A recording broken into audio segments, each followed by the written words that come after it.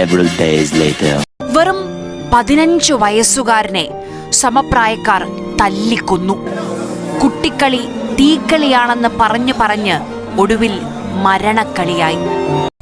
എന്തൊക്കെയാണ് ഈ കൊച്ചു കേരളത്തിൽ സംഭവിക്കുന്ന? എന്തൊക്കെയാണ് നടക്കുന്നേ? എന്തൊക്കെയാ? ഇതാണ് ഇവിടുത്തെ വ്യവസ്ഥിതി. We are living in a very cruel society. വളരെ മോശമായി പോയി. നമുക്ക് എന്തെങ്കിലും ഒരു വഴി ഉണ്ടാക്കാം. എന്ത് വഴി ഉണ്ടാക്കാന്ന്? ഇയാൾ ഒറ്റ കാരണം. ഒരു വഴിയുണ്ട്. ഇനി മാർക്കോ പോലുള്ള വയലൻസ് സിനിമകൾ ചെയ്യില്ല എന്ന് വ്യക്തമാക്കുകയാണ് നിർമ്മാതായ ഷെരീഫ് മുഹമ്മദ്.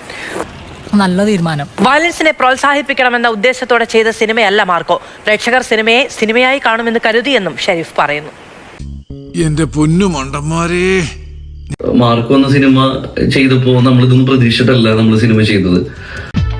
എല്ലാം വിധിയുടെ വിളയാട്ടം. നമ്മളൊരു സിനിമയായിട്ട് കാണുമെന്നുള്ള പ്രതീക്ഷയിൽ തന്നെയാണ് ആ സിനിമ ചെയ്തത്. പക്ഷെ ഇപ്പൊ നടക്കുന്ന പ്രശ്നങ്ങളുണ്ട്.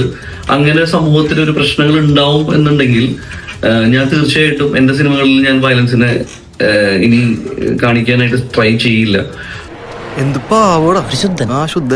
പിന്നെ ഇനിയിപ്പോ കാട്ടാളൻ എന്നുള്ള സിനിമയിലും നമ്മൾ 3 മാസം മുൻപേ ഈ സിനിമ ഡിസൈൻ ചെയ്തൊരു സിനിമയാണ്. അതില് ഈ പറഞ്ഞ പോലെ മാർക്കോ പോലത്തെ വയലൻസ് ഒന്നും ആ സിനിമയിൽ ഇല്ലെങ്കിൽ കൂടിയിട്ട് അത്യാവശ്യം കുറച്ച് വയലൻസ് ഉള്ള സിനിമയായിരുന്നു. Violence. I don't like it. But violence likes me. പക്ഷെ ഞാൻ ഈ വരുന്ന വാർത്തകളും ഇതൊക്കെ വന്നപ്പോൾ തന്നെ ഞാൻ എൻ്റെ ഡയറക്ടർക്കും സ്ക്രിപ്റ്റ് റൈറ്റർക്കും ഞാൻ അവിടെ ഇൻസ്ട്രക്ഷൻ കൊടുത്തു കഴിഞ്ഞു. ഇനി നിങ്ങൾ വയലൻസ് കുറച്ചുകൊണ്ടുള്ള രീതിയിൽ എഴുതിയാൽ മതി എന്ന് ഞാൻ വ്യക്തമായി പറഞ്ഞിട്ടുണ്ട്. സർവ്വമാന്യനാണ്, അന്തസ്സുണ്ട്.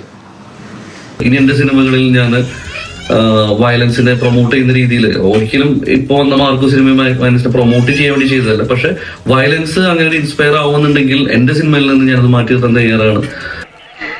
ഈ വലിയവനാണ് വലിയവൻ.